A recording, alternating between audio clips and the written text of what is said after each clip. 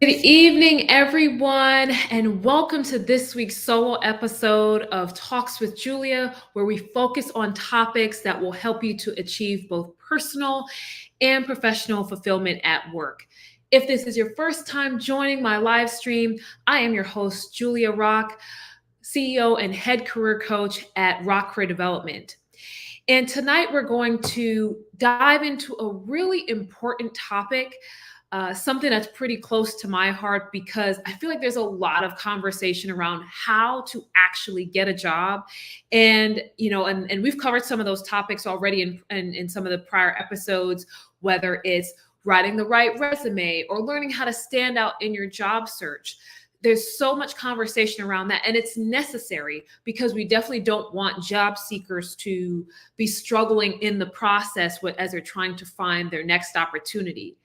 However, we also need to focus on what happens after that. What happens after that? When you have gone through the entire process, all the tools you've learned have helped you to secure that role that you want, what happens? And are you equipped to truly achieve success in that new role? And so I wanted to take time out tonight to focus on that topic to make sure that if you are getting into a new role or company, or you know someone who may be going through that struggle, that there are tips and ideas and advice that you can take with you to make that process easier. Because starting a new job, whether it's at the same company you've been at, or you've been out of work and you're getting into a new company, or you're jumping ship from one place to another, no matter how you're getting into the role, it's no easy task and it can be daunting. And so having some insight around how do you actually approach this process and how do you make sure you're setting yourself up for success in the new role, having some tools to help you with that is going to be really beneficial. So I'm excited for us to hop into tonight's topic. So I've got a couple of different things I want to share with you as to how you can make this process better and you can put your best foot forward as you're starting in the new role. So the first thing is for you to get your mind right. Get your mind right. And if you've heard me speak before, if you've worked with me in any sort of coaching relationship, even if you've seen things that I've shared on social media, you know that I will always go back to mindset and clarity as part of any process when it comes to your career. We can talk about the mechanics and all the tactics and the action plans all day long. But if you mentally are not where you need to be to step into whatever part of the journey that you're on, it's going to be very difficult to find that success and to really make the right strides in the process. And so as I've already talked about, stepping into the new role it's not going to be easy. Anything that's new, there's a lot of uncertainty, a lot of unfamiliarity, and so you've got to be ready mentally to step into that process. So the first thing you want to think about as you're getting your mind right is starting to think about the fact that maybe your schedule is changing. Even if you're going from one job to another, are you still going to be working the same hours? Are you shifting into a new industry altogether? Are you in the middle of a full career transition? You may be switching from a larger organization to a smaller one, or back the other way. And there are all these different things that can take a toll on you mentally. So it's important for you to take time to focus on what's actually changing for me as I step into this new role. If you're someone who's been unemployed for a period of time, now getting back into a schedule of going to the office, or even if you're logging on online, it's still different from what you've been doing before. So the very first thing you want to make sure that you're thinking about is what all is changing for me. And how do I need to adapt both mentally and also physically in my life to make sure that I'm ready for this and I can take this on? Because you don't want to enter the job already feeling overwhelmed because you're like, I don't know what's happening in my life. Everything's changing. The other thing I wanted to mention is also to take time to just breathe. Just breathe. And I know that seems kind of basic, like, okay, well, I mean, what's the big deal with that? But but taking that time to breathe and realize that, yes, this is happening. Yes, these things are changing, and that's okay. This is something I want. This is something I've pursued to get. So let me take some time to just breathe and soak in that the opportunity that I have been going after, that I have been hustling for, putting in applications, networking, this thing is now the result of all my hard work. And so let me be accepting and welcoming of that and just breathe and soak it in. So it's really important to take that extra time. And then also, if you have any sort of fear or concern with stepping into the new role, this is a time to confront it and kind of evaluate, why do I feel this way? Why do I feel this way? What's bothering me? And what is the challenge that I'm having with stepping into it? Is it that I don't feel like I know enough? Do I feel like something is missing? What is it that is giving me that kind of trepidation about that role? So thinking about it and taking the time to confront whatever the issue is, then you have a better chance of resolving it before you get into the role, and then try to start to think about it. And then also, you want to make sure that you're thinking about your last role, whatever you were doing before, whether it was a while ago or it was yesterday. Thinking about, what were the good habits that you had in that job that you really need to continue as you step into a new one? And what were some of the bad habits that you had that this would give you a fresh start to, to change? What kind of relationship did you have with your supervisor, and did you like it or did you not like it? What was it about the organization overall that bothered you? Thinking about things that were from your last role so that you make sure that you're making those changes and understanding what to look for as you get into the role. Yes, you should have done a lot of this in the interview process, fair. But now that you signed on the dotted line, it's important to reflect on all of those things once again from a mental standpoint, so that when you're entering your organization, you already kind of thought through, these are the things I want to be better at. These are the things I want to, kind of put to the side. These are the things I want to pursue with my manager, et cetera, et cetera, et cetera. So first was, get your mind right. The second one is for you to do your pre-work. Do your pre-work. And I know the amount of time that you have with a role can vary. Like in terms of entering a role, you may not have a ton of time. It may be that you only have a couple of days, you may have a week, you may have some months. But the more time that you can bake in, the better, because it allows you to set the foundation for yourself and feel prepared going into the role. So this is the time, especially if you're doing your pre-work, this is the time for you to learn more about the organization if possible. Are there people you can talk to? Again, you should have done some of this already in the interview process, but you want to make sure if you have the opportunity to talk to as many people as you can before you walk through the doors on that first day. If there are concepts that you need to brush up on. So I'm a person who has a finance and accounting background. If I was going into an accounting role right now, and I know that there's some concepts that I'm not familiar with or I don't really remember, I would be spending some time brushing up on those concepts, cracking open an old textbook if you have one, Googling it, whatever it might be, but brushing up on those concepts so that they're more top of mind and you're not trying to get them top of mind when you're sitting at your desk. And also, is there an opportunity for you to study anything new? Perhaps there are some old concepts, but perhaps when you had the conversation with the supervisor or hiring manager, there were other things that may not have been as familiar. And so this would be the time for you to also kind of start to study some of those things and get perspective and see if you can build even a kind of a rudimentary or basic set of knowledge about those concepts so that you're not completely walking in blind or cold. So pre-work is really important to help you build some confidence as you walk through the door, because it's not like, I'm coming in and I don't know anything about anything. So taking that time to do pre-work is also important. Next is for you to set the foundations with your supervisor. If you do not listen to anything else I say, if you're going to click out of this live stream right after this, I want you to listen. The most important relationship you will have at work is the one that you have with your supervisor. Let me repeat that.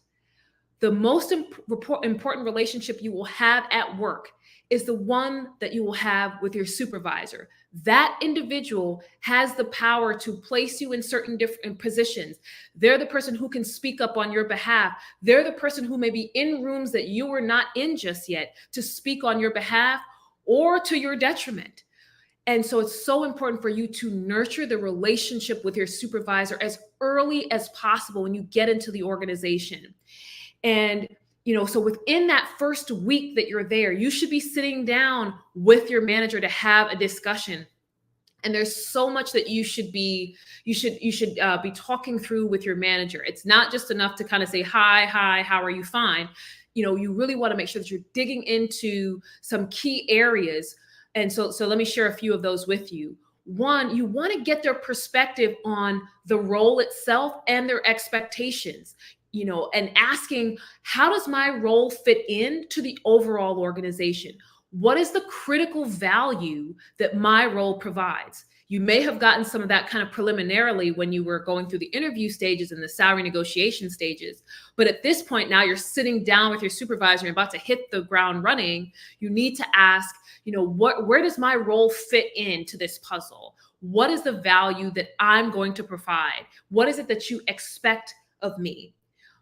A lot of times what you may find, and I've seen this with clients, is that sometimes they have different expectations for what their role should be delivering versus what their supervisor thinks. This is the time to get on the same page with your supervisor around, what is it that you want me to do? What's important?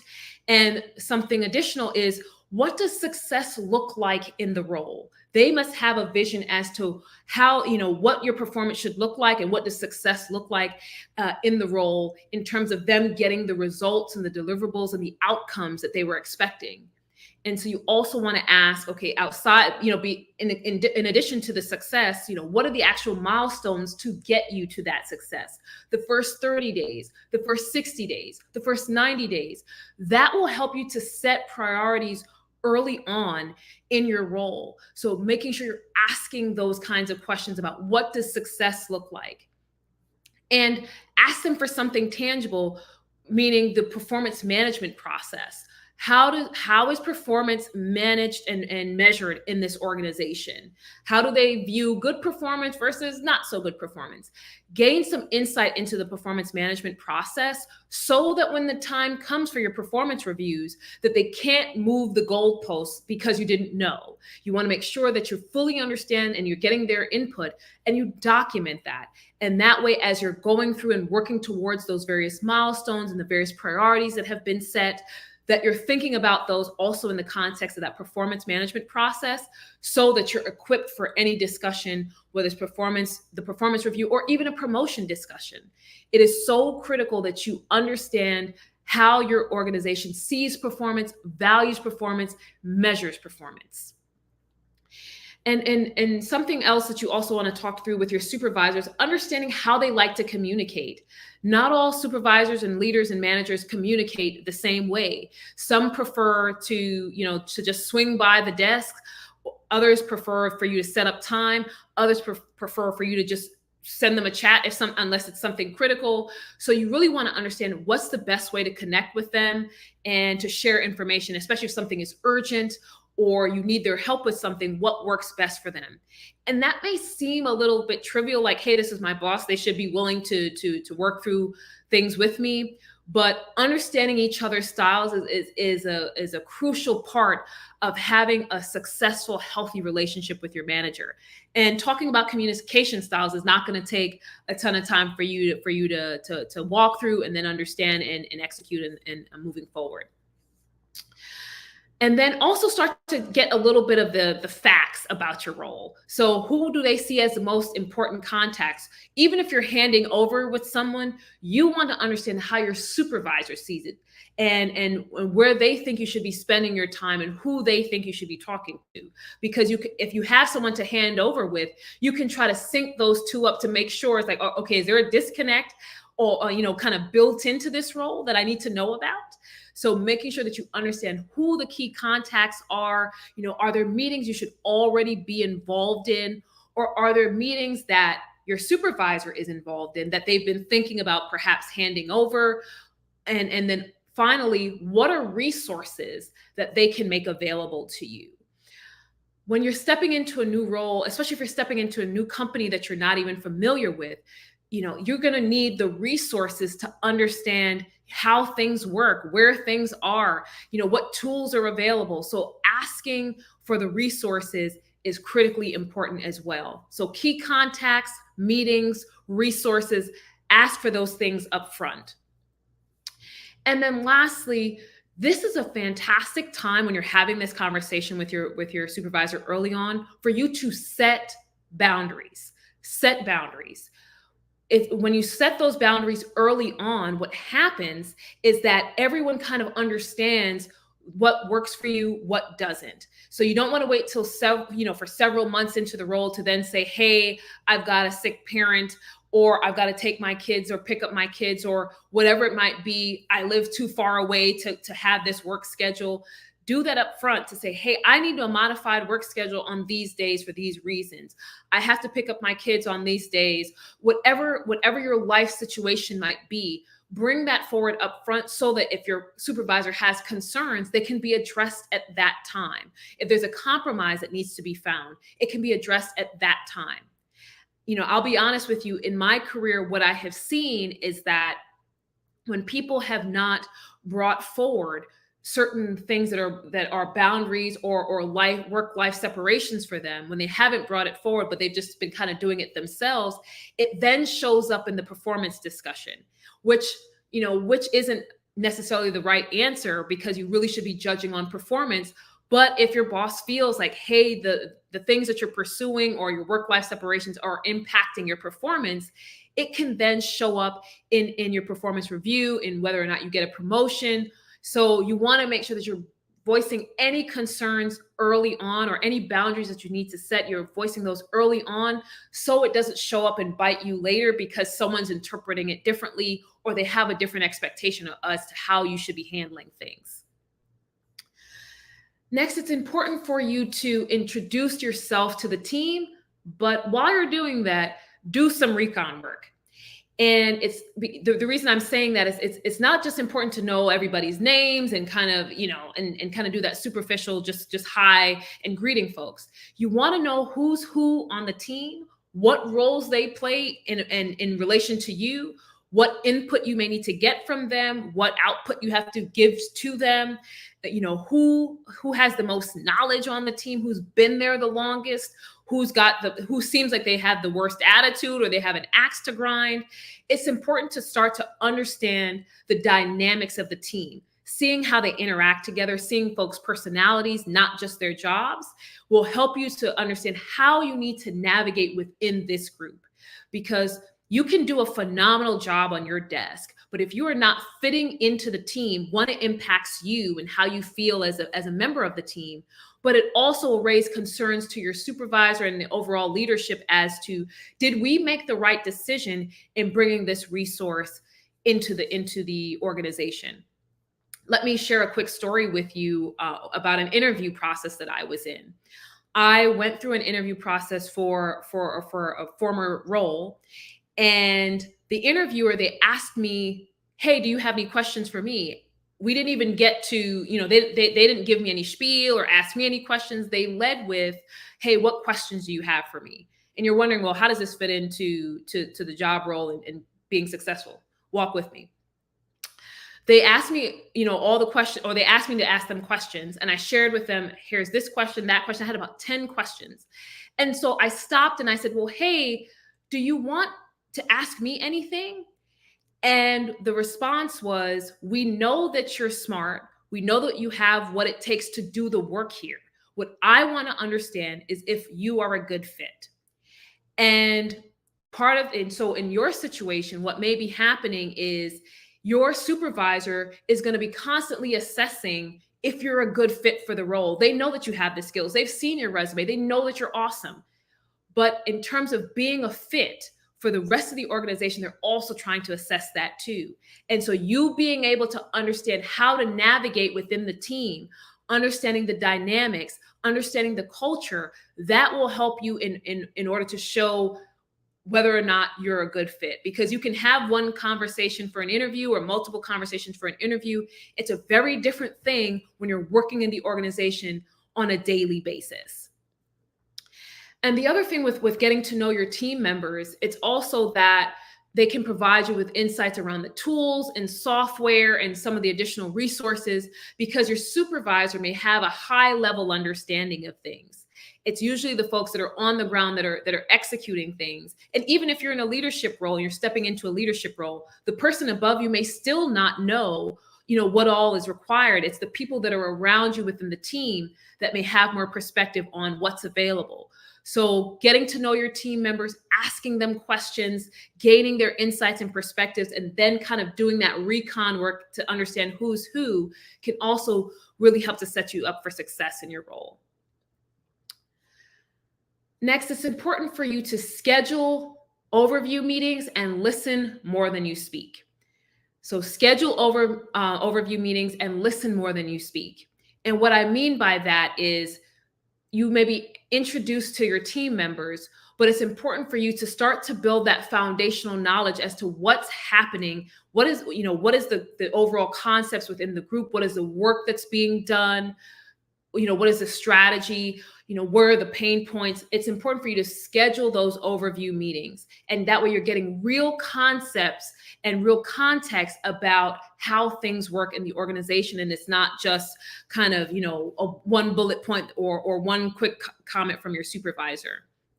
And it's fair that you may not understand everything right at the beginning, but take good notes so that you can reference and reflect on them. I will tell you personally that I have been in roles before where I took a bunch of notes that first month and it was just like, I don't understand any of this. But 3 months later, you go back and you reference and it's like, well, now this makes sense. And had you not taken the notes, it would be hard for you to adjust or for you to realize what's important later. So take really good notes. And the other thing that's important is these overview meetings, whether it's coming from team members or from individuals that may be in other departments, they can help to share some of the backstory and background on some of the issues that are happening in the organization. And so that when you're trying to bring forward solutions or ideas that, no one's going to say, well, you didn't have the context or you didn't know or you weren't here, right? So getting the backstory from the people who have been doing the work for some period of time, that will help you in really shaping things that you bring forward to help make the organization better and add more value. And speaking of adding value and getting that perspective, asking about the real pain points, like what are people struggling with in those overview meetings as they're going through the context and providing some insight on the concepts. Ask, what are the pain points? What is the biggest challenge you guys are having right now in this area?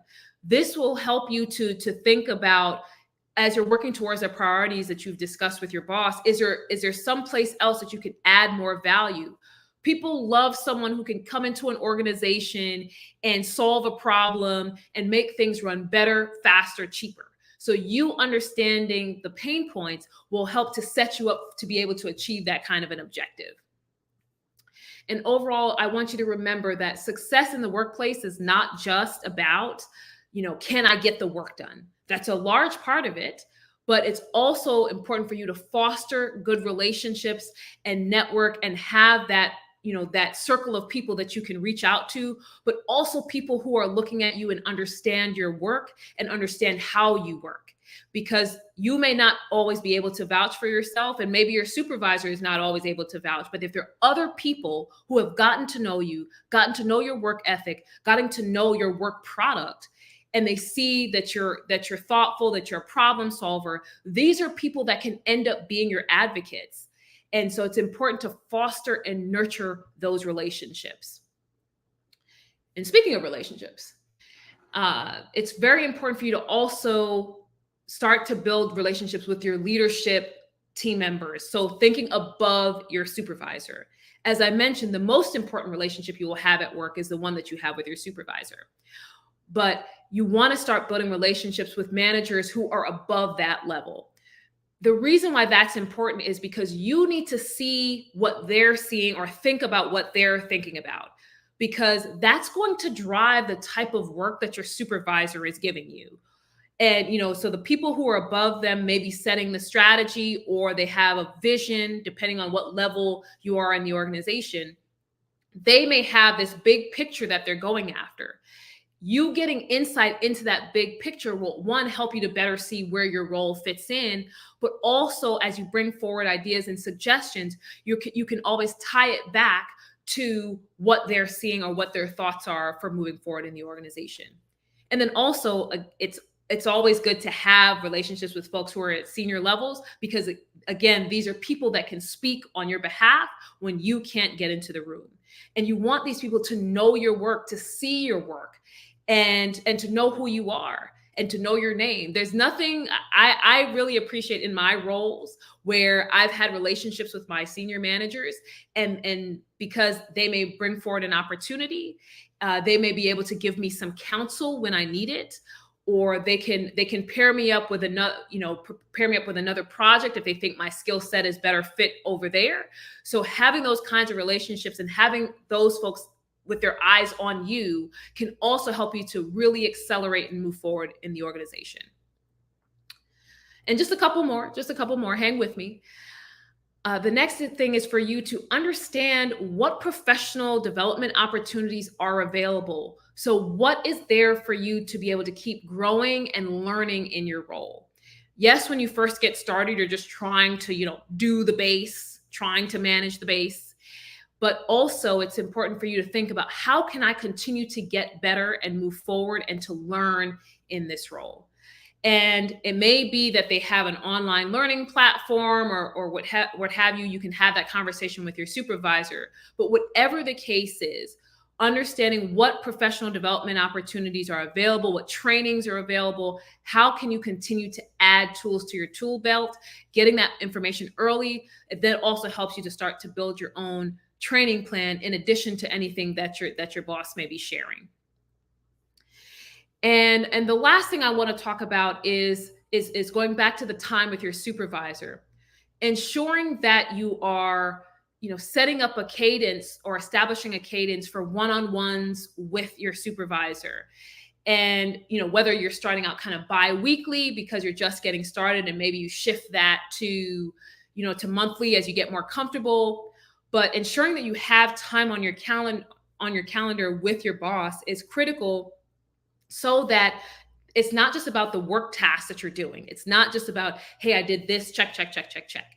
It's also for them to understand what impact you're creating on your organization. Sometimes your supervisor may not know what all the value that you're providing, what transformations that you've been involved in. They may not be seeing that because they're worried about something else over here.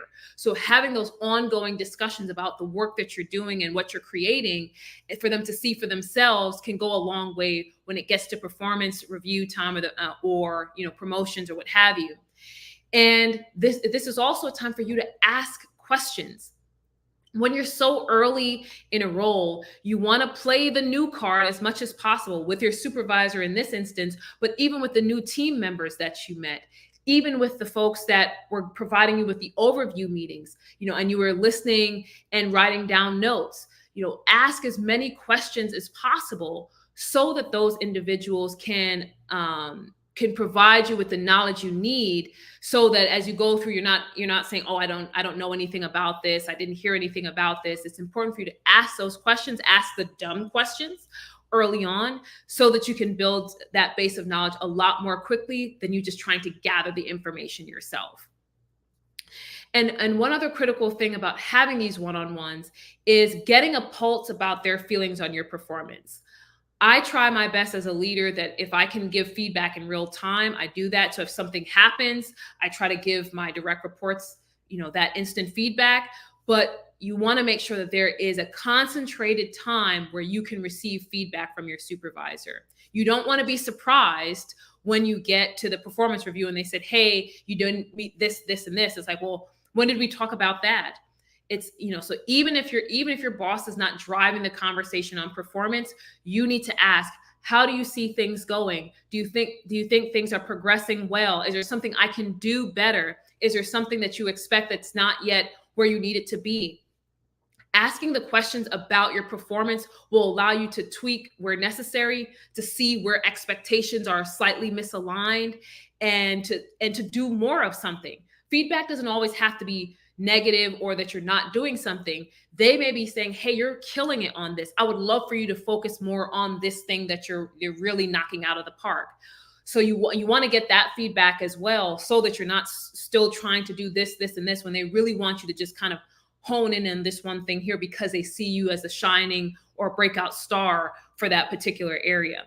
So getting those one-on-ones on the calendar and asking the questions, getting a pulse on the performance, sharing the value, that the ongoing value that you're adding, and continuing to maintain that relationship will also help to set you up for success in this new role.